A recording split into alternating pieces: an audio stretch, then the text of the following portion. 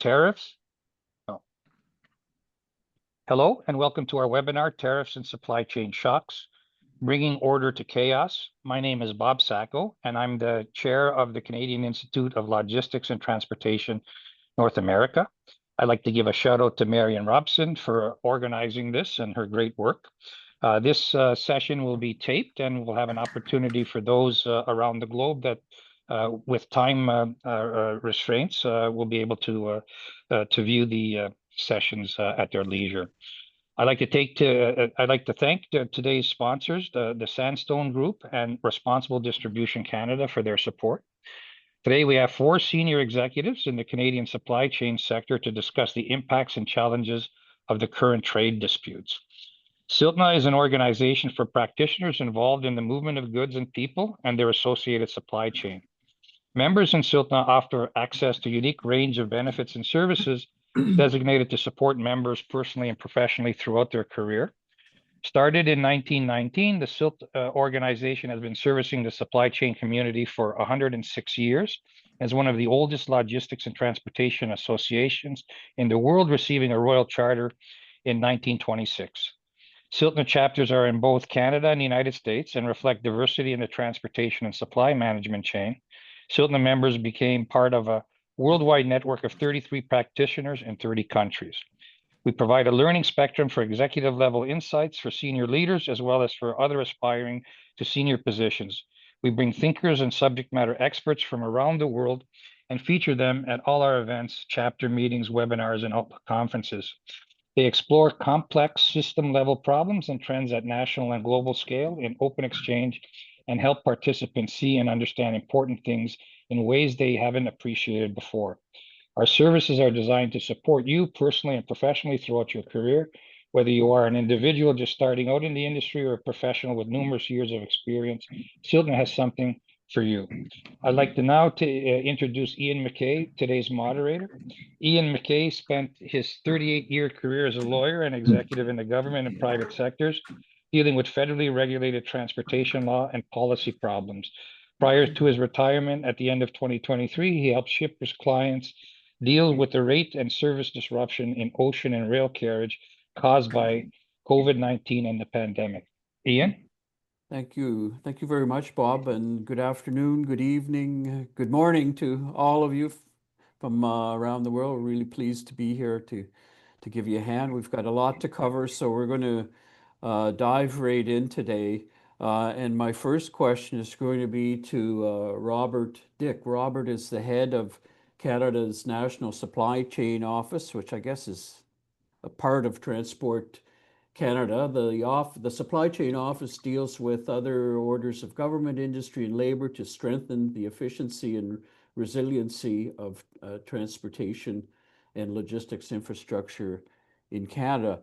Robert, they always say that transportation is like the canary in the coal mine as far as the strength of the economy is concerned. It's the first place you see impacts of changes. So what's happening in transportation that might give us a clue as to the impacts of tariffs?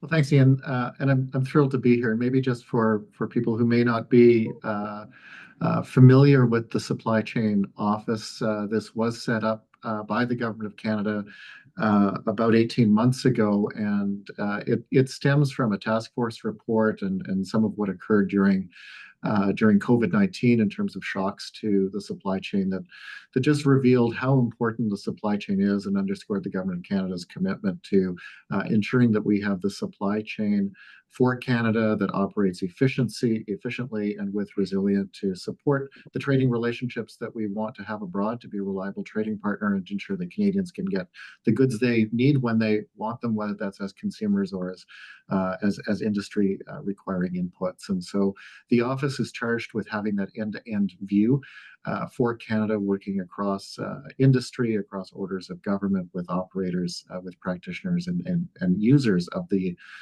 supply chain system to bring a more end-to-end view. And as a result, we do have a bit of a perspective on what's happening. We're always out talking to people, and we're always supported by our colleagues across government in analytics. It has been a time of tremendous change, rapid change, to a significant degree, unpredictable change compressed into very short time periods. And so I hesitate in that context to say that we can point to trends.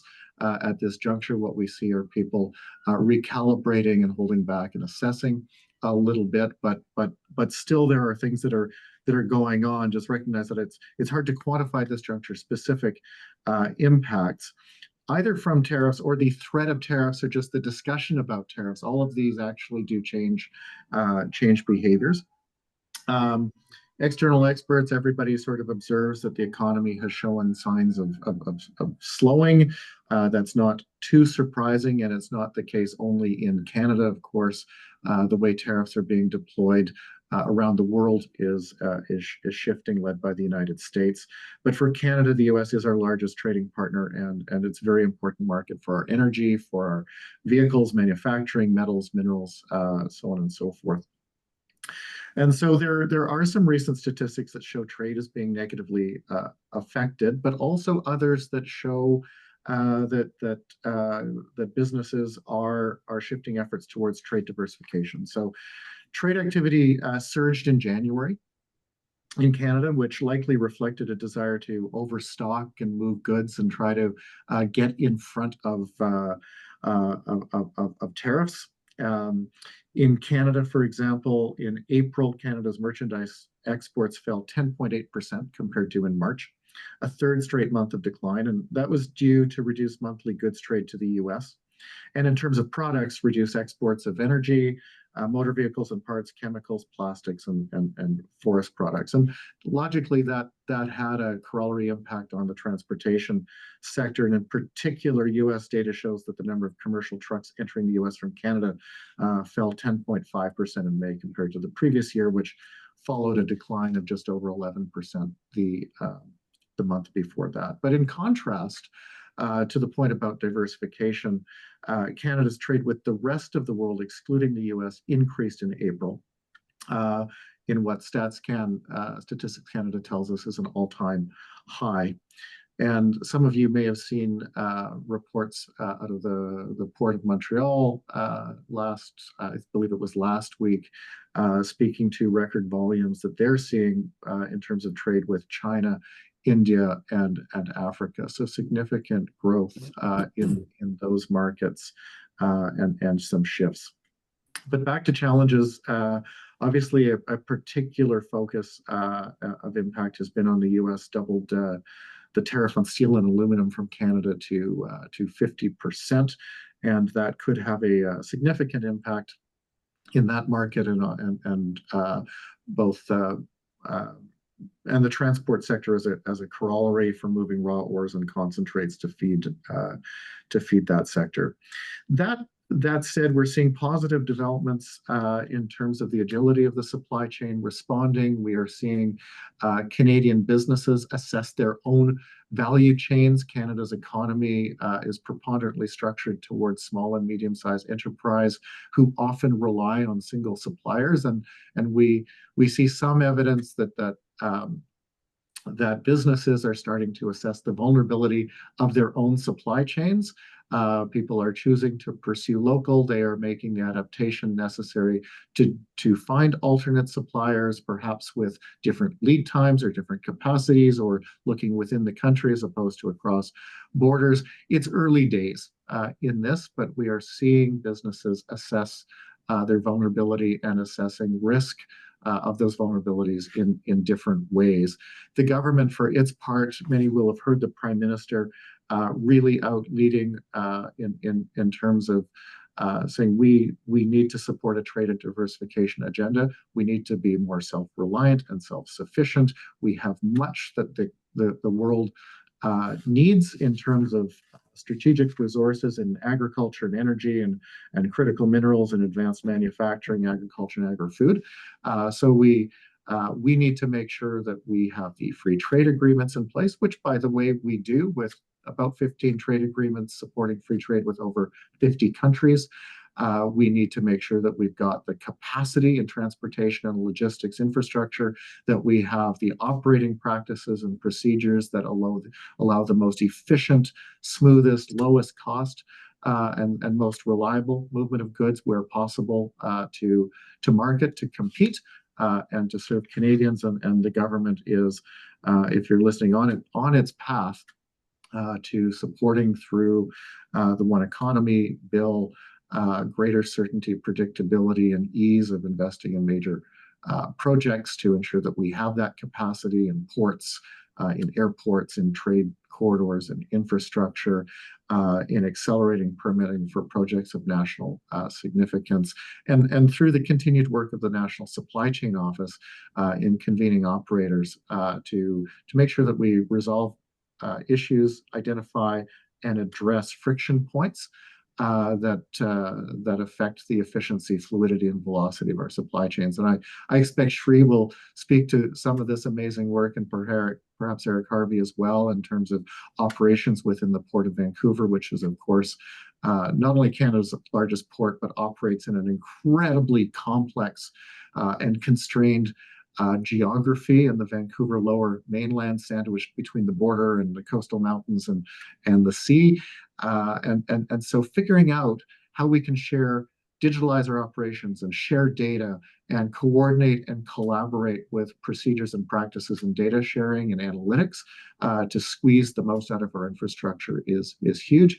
And we've done a work in a number of areas as well in this, because in this space, as we're seeing change, we first have to make sure that we're taking advantage of all of the latent capacity that we have within our existing infrastructure, understand where we will first need to expand capacity, and collaborate in a Team Canada approach to making sure that we are the most reliable and cost competitive trading partners with whom these other countries will want to do business. And my last point will just be that as Canada has all of these strategic advantages to offer the world, it's important to remember that it's not only Canada that is being buffeted by this new world order, these destabilizing impacts in terms of shifting tariffs.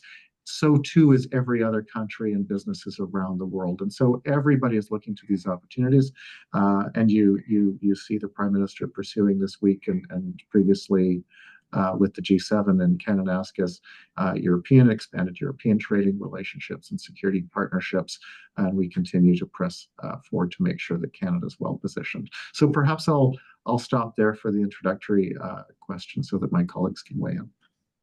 Great, thank you very much, Robert. I should have mentioned at the outset that the Q&A box is available for your questions that occur to you as we go along. We have over 300, possibly close to 400 people signed up for today's webinar. So if you all pose a question, I can guarantee you we will not get to them all, but please take a chance and put your question. We already have one question, which I'm not sure how to address, which is, could you be more audible? Now, I'm hearing the speaker okay from where I am, but since the question was there, I said, I'm passing it along. I'd like to ask Eric Harvey. Eric, my old friend Eric Harvey, recently appointed as president of the Railway Association of Canada. Congratulations, Eric. I'm very proud of you. The Railway Association represents a number of railways and other suppliers and interests in the railway industry in Canada. Eric, I was looking at CN and CP's last quarterly report, and CP struck me as quite bullish about the opportunities created by the chaos, and they gave an example actually of a supply chain that they helped one of their customers rejig and turn into new business for themselves. CN a little less bullish, I guess I would say. This is my own characterization, talking more on a macro level about the concern that a recession could come from the chaos, and of course that would obviously signal a downturn in the transportation business. What do you think people need to be thinking about right now, and what does Canada need to do to meet this challenge? Yeah, thank you, Ian. Hello, everybody. No, thank you for that opening question. Maybe for those who are less familiar with the Canadian Railway Network, the Canadian Railways operate a network of 42,000 kilometers, employ 37,000 people, and support jobs, about 198,000 jobs in the country. Canadian Railways also move half of the goods exported. So it's obviously a significant contributor to the Canadian economy.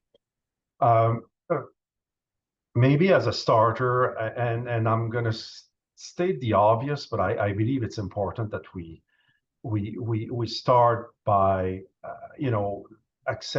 like saying that Canadian Railways, just like any other transportation service provider, depend on the demand for rail service from their own customers. In other words, Canadian Railways, just like other railways, do not make or sell anything that they move. They move it and they bring to market products that are made by their own customers. And so this is important, I guess, in the present context, because to the extent that the US tariffs would affect or impact demand for goods produced by railway customers, this could have an impact on Canadian Railways, obviously.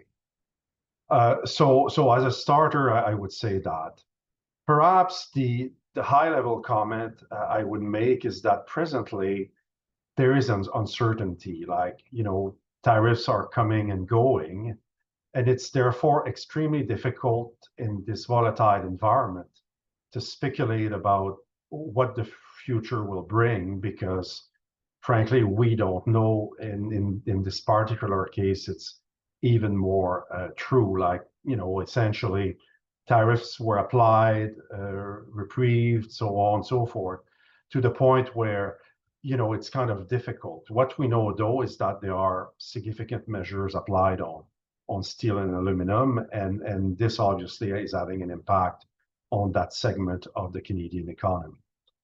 Of course, Canada and the US are presently negotiating some form of economic and security agreement, and I believe it's the hope of everybody in this country that some form of agreement will come that will stabilize the environment for everybody. So I would say that at the high level, that's certainly a comment I would make. Now, another thing that this situation has kind of brought to light, if you want, is Canada, I think, has realized a couple of things. First of all, our GDP in the last 10 years has been essentially flat, which is not something to celebrate, right? And mostly it's been flat because very little investments have happened. Our productivity is flat also. So I think over and above the establishment of an agreement between Canada and the US, there's also a need for Canada as a country to ask itself some questions related to investments and so on. In other words, if beyond maintaining current levels, we want growth, which is what we think we should aspire to, we should look at some options to improve the current environment. So the rail industry has joined other associations in a coalition called Moving Economies, where there are three basic asks. We're asking for a change in the taxation regime such that investments, not only in railways, but in all industries in Canada, have the benefit of accelerated depreciation, such that we would mirror what the US is doing already, which is providing 100% depreciation the first year that investments are made. So this is something we feel should be introduced to encourage investments and hope that we would seek and obtain, and achieve growth as a result of that. The second ask is faster permit approvals. Canada was ranked second last in terms of the time it takes to obtain permits for projects and development, which is there again not something to be very happy about. And essentially, our coalition is asking for a faster process. I should, by the way, notice that 2 weeks ago, the government tabled Bill C5 in this country aimed exactly at that. And even though for now we don't know exactly how it will operate, we must certainly recognize the strong indication that things will be faster, and we really feel that they should be. So we're happy about that. Finally, the third thing is labor stability. We had in this country many work stoppages in the last 24 months that affected the reputation of the country as a reliable trading partner. And we're asking essentially for a more stable and more favorable process to settle negotiations with our employees and employees who work in the supply chain. There again, I must notice the publication of a report 2 weeks ago. That report certainly is good at identifying some issues, but we feel that there should be also very clear measures in terms of how to, stop or essentially put an end to a work stoppage and reestablish service quickly. So this remains to be seen. We'll see what the government will do there. But those are, I would say, are key things that for the Canadian rail industry are top of the list, and we're monitoring everything closely. Thank you, Eric. My next question is for Shri Madiwal, the Vice President of Operations and Supply Chain at the Port of Vancouver. And Shri, I think Vancouver is the largest port in Canada, if I'm not mistaken, and by volume and a number of other important measures. We hear different things about marine transport. We've heard about the U.S. Port, the China air pocket. I'm not quite sure what that is, but it's some impact on U.S. West Coast ports.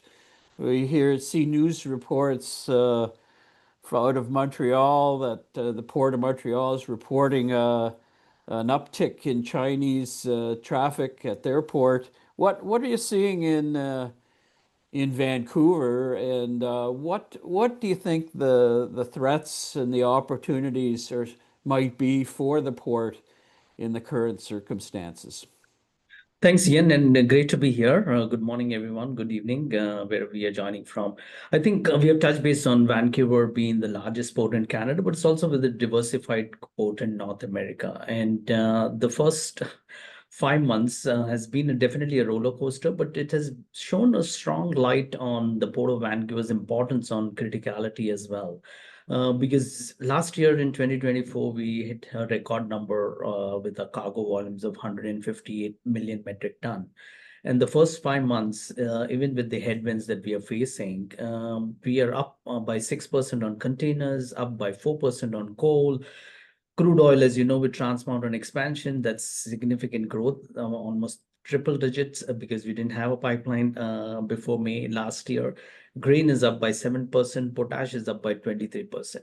So all great news story. And again, when we talk about trade diversification and the importance of the port becomes more critical for all Canadian ports, but especially for the Port of Vancouver, which can handle all those diversified commodities. Having said that, I think we also need to realize that our supply transportation network is able to support the trade diversification and meet the moment.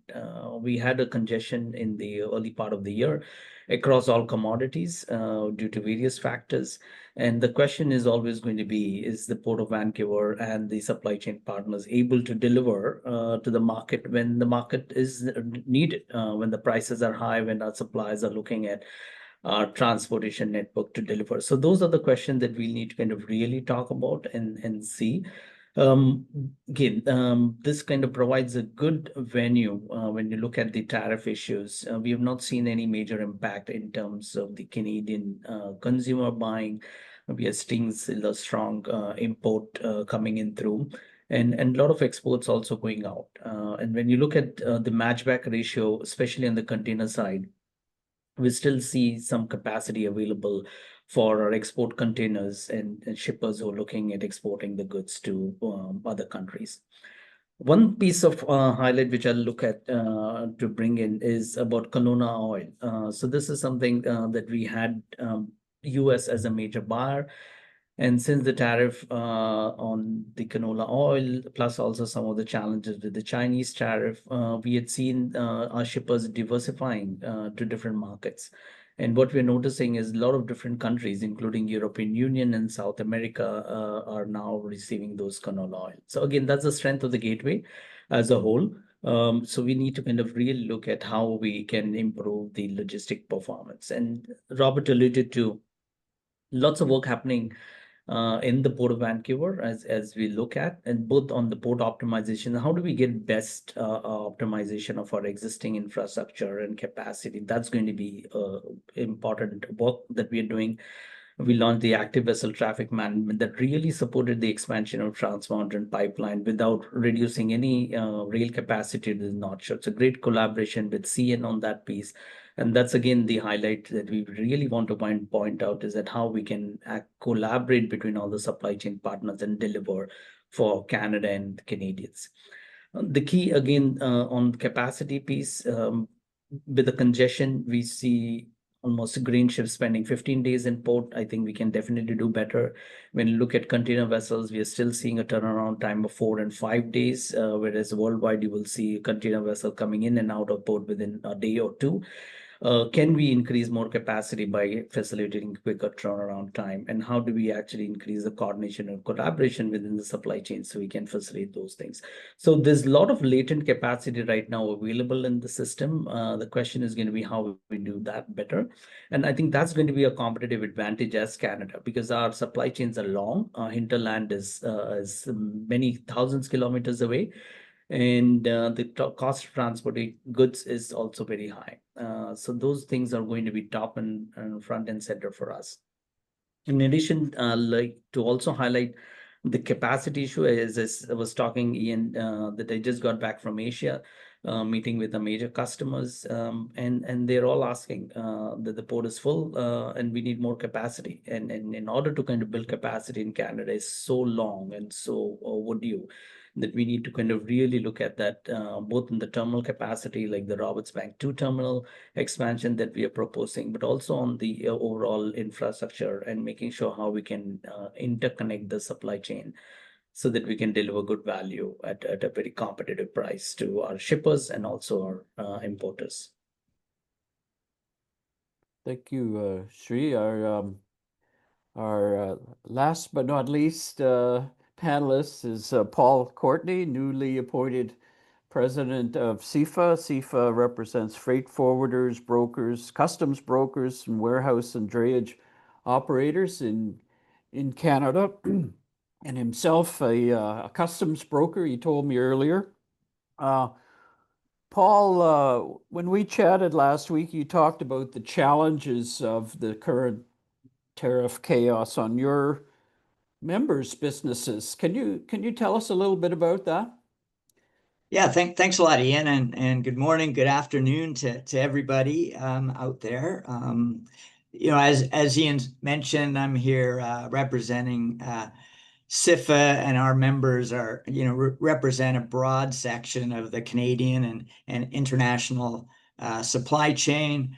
Our association has been around since 1948, and as Ian said, I day to day, my paid job is I own and manage a Canadian and international custom brokerage and international freight forwarder.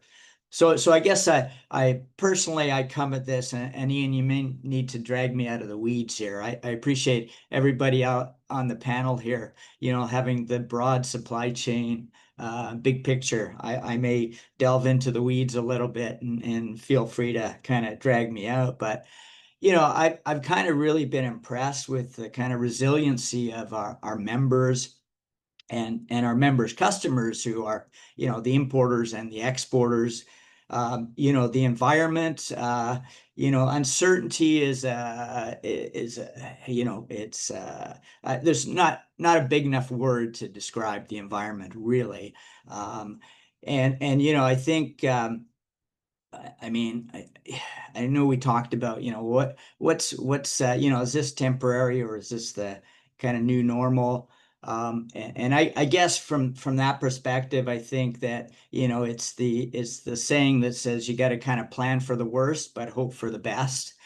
And, our members and the customers of our members are really, having a big challenge on both, the Canadian border and US border. Everybody here knows about the US tariffs, and, the big date coming up, July 9th, which is, 90 days, where we don't know what's going to happen. We keep getting asked by our customers, well, what am I going to do? What 90 days coming up, what's going to happen? And, nobody knows, right? So you just have to kind of presume that, like I say, plan for the worst. I mean, I think, I think our panelists have talked about diversification, and certainly I think that's, something that we tell our customers, right? It's if you haven't already, it's time to diversify your supply chains, your customers and your suppliers, because we don't know.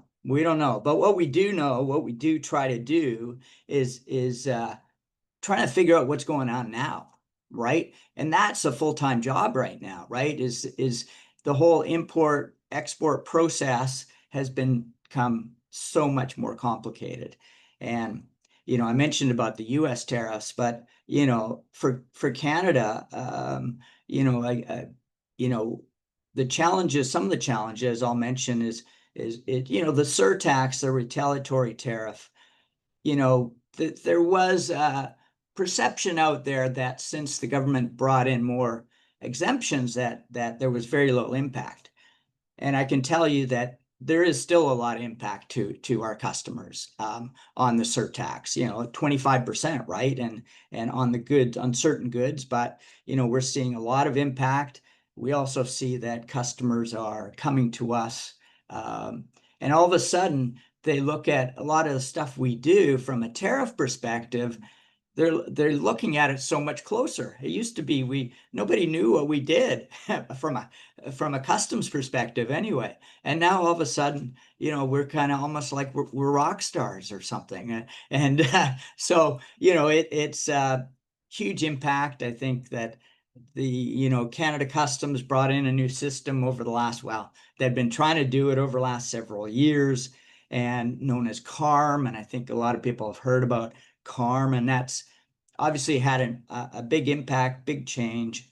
And a lot of our members' customers are still struggling with this. And I think maybe it's more the small to medium shippers, importers, that are, there are a lot of shipments that are stuck right now in warehouses in Canada, because importers can't figure out how to register for CARM. They can't figure out, maybe they've run into a problem, and the help desk might take 10 days to kind of get back to them. So I guess my point is a lot of these things that kind of snowballed, but I think I come back to the fact that it's and going back to COVID, and it's amazing that the resiliency of everybody in amongst our members and their customers, and whatever does happen, I'm optimistic that we'll get through it. I also like to think that I'm optimistic that we'll get to a better new normal. So I guess I'll leave it at that. All right, thank you, Paul. Well, that's a great expose on kind of the economic impacts of the current situation. In fact, we have one question in the Q&A that raises the issue of, if I could summarize it, is, well, what about the impact on individual investments? We're not going to invest money right now with all this uncertainty. Does anybody on the panel want to comment on that? Eric? Yeah, I guess to me, the the question as frame is kind of suggesting a kind of a grim future, if you want, or as a like I spoke earlier about the need for Canada to invest that pre-existed, in fact, the tariff situation, simply based on the fact that our GDP was relatively flat. And personally, as much as the situation certainly is serious, we're looking into that. We're monitoring it and so on. The worst thing I believe that we could do is stop investing and stop believing in our economy. The Canadian economy is very solid. We have access to a lot of natural resources. The ag sector produces large volumes of food, and we have a strategic advantage for sure looking globally. So we really have to be careful not to be kind of frozen by the situation and in fear of the unknown, do nothing. So that's, I would say, might be my comment. Diversification, I believe, is something Paul mentioned, and I would like to speak maybe just on that a few seconds, because it is clear that we need, like, the US will remain probably the major market for Canada, just like will remain their major market. Now, it's true that there might be some sectors where some of the products that are shipped now to the US from Canada might have to find other markets, be it Europe or Asia. And in there, I want to say that the railways are obviously remain available and open for that. I should also indicate that currently there is no tariff in place between Canada and Mexico, and that Canadian railways have access to their CP as a network that actually connects Canada to Mexico. And I understand that CN, through some commercial arrangements, does also connect there. So all this to say that might be a need for some trade diversification, but that it's something possible if we just spend the time, I guess, collectively to look at what is available. Anybody else want to chime in on that one before we move to the next question? No? Okay, this will be, we'll start with Robert, but this question is really for everyone, so be prepared. KPMG issued a report at the end of March this year on the top geopolitical risks for business. And under supply chain, multiple threats to supply chains, assets, and infrastructure is the headline, according to KPMG. Geopolitical rivalries, trade protection, conflict, competition for resources, cyber attacks, and climate events place severe strains on globally exposed businesses. Well, that goes well beyond tariffs, of course. KPMG suggests as opportunities rethink supply chains and manufacturing by developing alternative sourcing strategies. The question is, for the panel, I'll start with you, Robert, is this even debatable? Like, is this good advice from KPMG? Is this where we need to be going as a country? And your mic is off. There, it's on now. Thank you. I think I'll actually build into that from the previous question and Eric's comments, and I think the discussion that we've been having. Canada's situation. We exist in the world. The global logistics and supply chain industry is obviously global, and things that happen around the world can close airspace, affect marine shipping routes, as a result, affect capacity and cost, and have all sorts of corollary impacts. But and there's lots changing in the world, and there are things that we are vulnerable to in the global geopolitical context, in terms of this tariff and economic insecurity dynamic, and then also, frankly, because of emerging extreme weather patterns as a result of shifting climate, and so on and so forth. And so there's all sorts of potential for shock, for sure. And I think countries and businesses do the basics, and we've talked about them. So, diversify. Understand as a country our vulnerabilities, and we are going through that process now. And you see the government responding with an emphasis on trade diversification to be less strategically vulnerable as a country in all sorts of sectors and overall.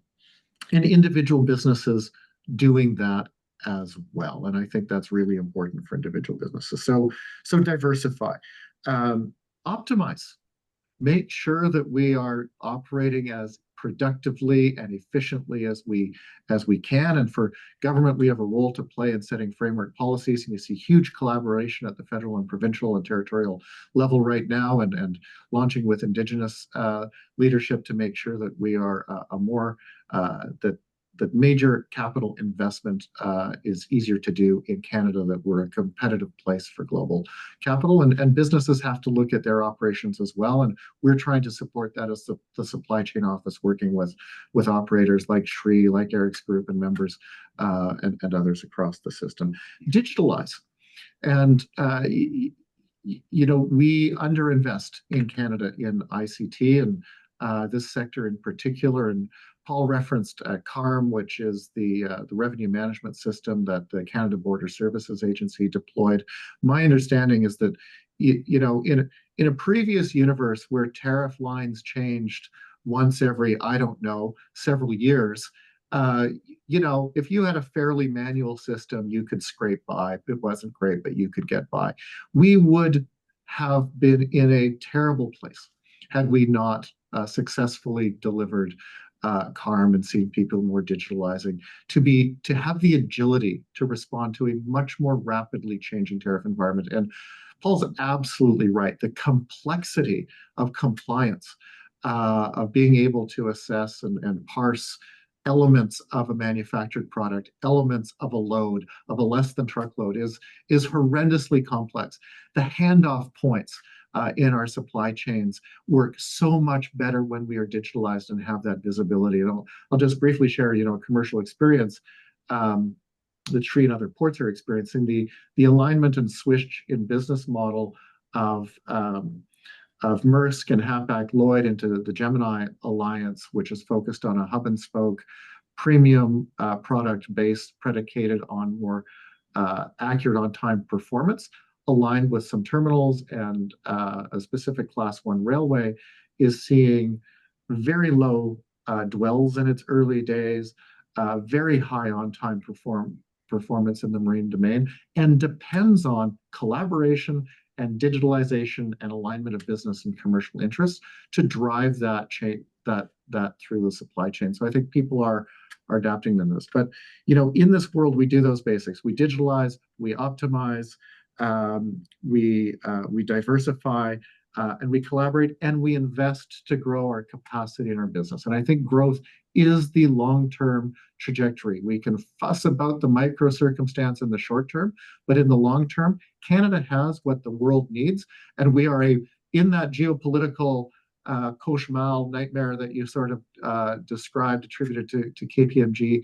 Canada looks like a really incredible, reliable trading partner with stable government, skilled people, an excellent and strong supply chain, sophisticated operators, a service-oriented economy. We can deliver, and we've got what people want in skills and services and expertise and strategic resources. So I think, and we've got a government that is seized with making sure we can be that reliable trading partner, and that we can bring those goods to market supported by the necessary investment climate while doing it in a way that sustains a reputation um, as a good place to do business in terms of environment and labor practices and all the rest. So I think the long-term trajectory is good, and if you do those basics as a country and as firms, we'll get there together. All right, thank you. Anyone else want to chime in on that one before we move to the Q&A? Yeah, Ian, I can just add a couple of things. I mean, when you're looking at the major BCOs trying to look at, I mean, following that KPMG advice, right? I mean, what people are looking at right now is looking at reconfiguring the supply chain. Is they're prioritizing the supply chain resilience over cost efficiency. And those are the things that even when your manufacturing was moving from China to other Southeast Asia, the Port of Vancouver is still suited kind of quite well to support those change in the ecosystem around manufacturing and delivering for the Trans-Pacific trade. So again, a strong market exists even if they are looking at diversifying. Couple of examples of the unintended outcomes that we saw with the rail strike last year.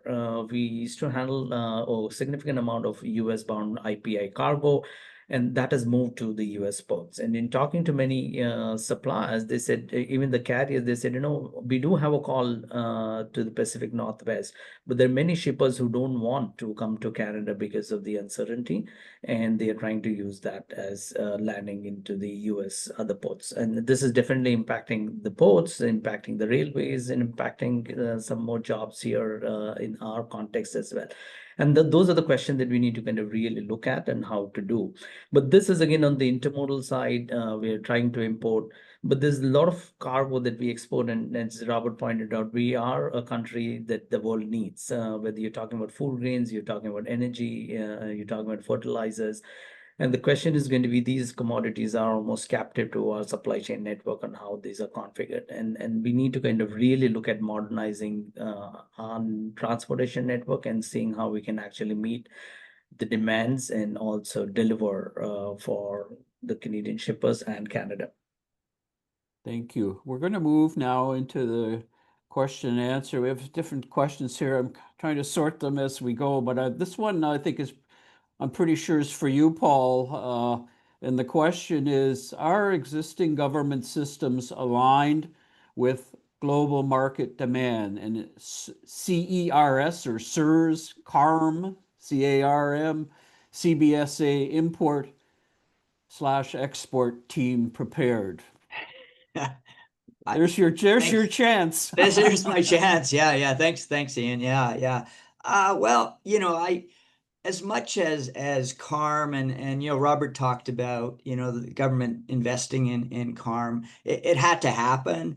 I think from our perspective, we didn't really like the way it was rolled out. It is difficult, especially for sort of smaller shippers.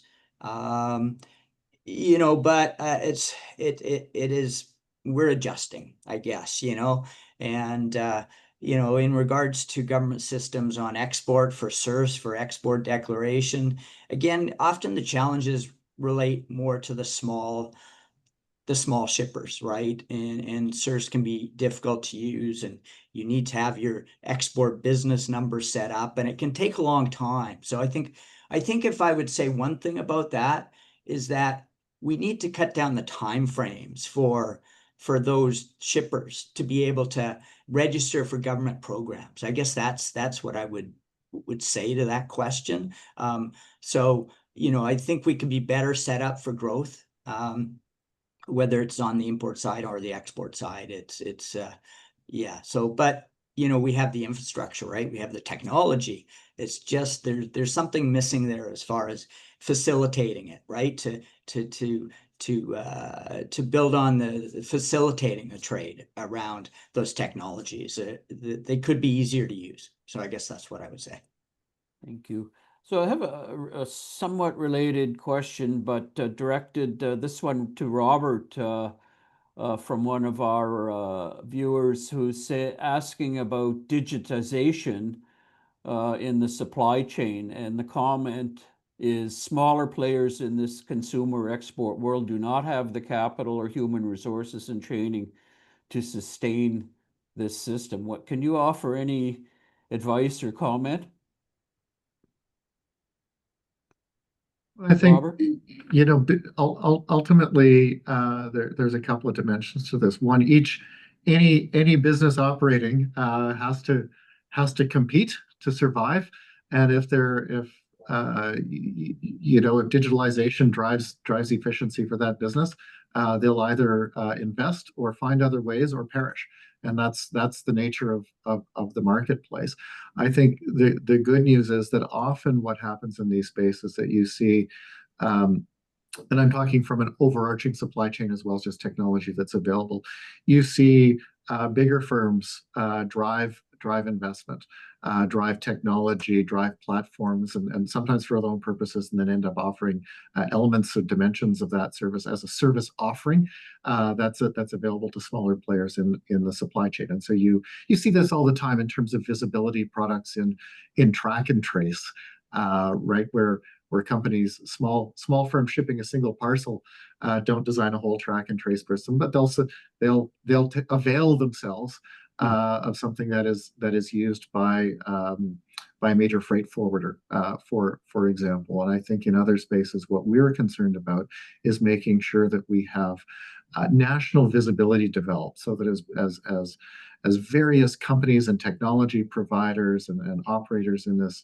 sector are starting to see the benefits from having visibility beyond their own operations, that we have trust frameworks in place, that we have data standards and definitions, and also that we look after the cybersecurity dimensions ultimately to ensure that as data is exchanged, the confidentiality of that is respected. And so that's where we see a bit of a role for ourselves, but we see the sector responding to the need to digitalize, and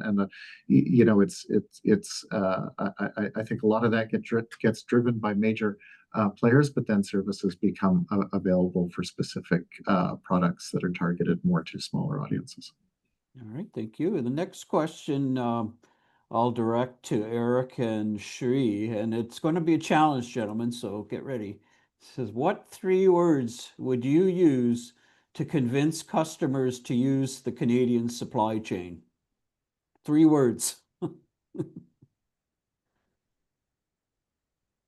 I'm sorry, maybe I'm not wired to answer that question that way, but I nevertheless I recognize it's from Magali Amiel, and I want to give to say something about this. My sense here, and I think it ties a little bit to the KPMG question you had earlier, which is, like, I really feel that we should not be carried away in the sense of wanting to invent a new supply chain until we know what we have to move. Okay. And in other words, to me, fundamentally, what we need here is to realize that the Canadian supply chain is exactly where it should be, considering what it is the economy needs it to move.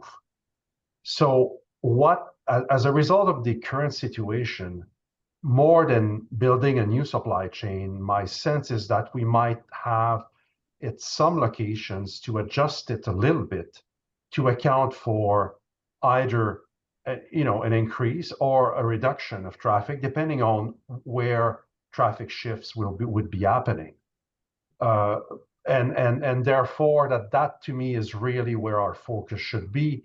But clearly we will need to invest more in the supply chain in the coming years, just like our customers. We anticipate we also have to invest more in their own facilities to drive this growth. But if I interpreted the question, it seems to me what's being asked, Eric, is what's good right now, not what can be better, because we all love to talk about that. In fact, our seminar is kind of set up that way. But what's good right now? And what's good right now is the fact that in my view is that the supply chain is, like, looking at it as a whole, Canadian supply chain, it's exactly where it should be. The issues we've had, like let's face it, the most significant issue we had in the last 24 months are the 60+ work stoppages. So it's not a physical thing. It's basically just the fact that we had work stoppages everywhere. So we need to address that. There's no doubt about it. So it's not really whether or not the supply chain is at the right place. It's more what's going on in its operation that is going wrong, which is, my answer there would be that. Okay. Plus the fact that, we might have true diversification to invest some more. Thank you. Shri, you're going to get the last word today. Yes, and, Ian, I'll be brief. I'll give back one word. I'll just use two. Team Canada. I think collectively we all need to kind of look at as one team.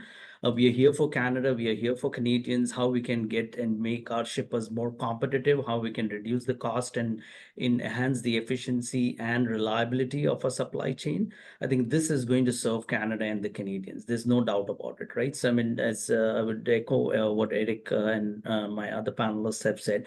We have a great system in place. The question is, there's still a lot of challenges that we need to fix. Are we capable as a country? Absolutely, we are. And this is the moment. And if we are in a pivotal time in the country, and if we don't rise up above our individual issues and think collectively as a country, I think we are going to lose a moment. So definitely to work as Team Canada here.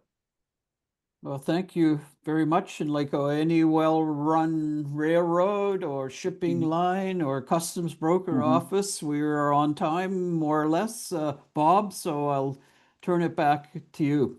Yeah, thank you, Ian. And just in closing, an interesting concept that I came across is the US innovates, China replicates, EU regulates, and Canada is a question mark, because I think it's a little bit of all of the above. So those are our challenges to meet the existing challenges. So in closing, though, I would like to thank Ian and our speakers for a great interactive presentation, and our attendees for your kind attention regarding this important matter. Please visit CILTNA.com regarding future webinars and events, and very soon, probably tomorrow, we'll have the taped version of this for those that haven't had an opportunity to see it yet.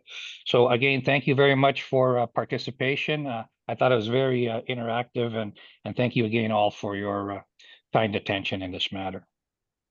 Thank you. Thank you.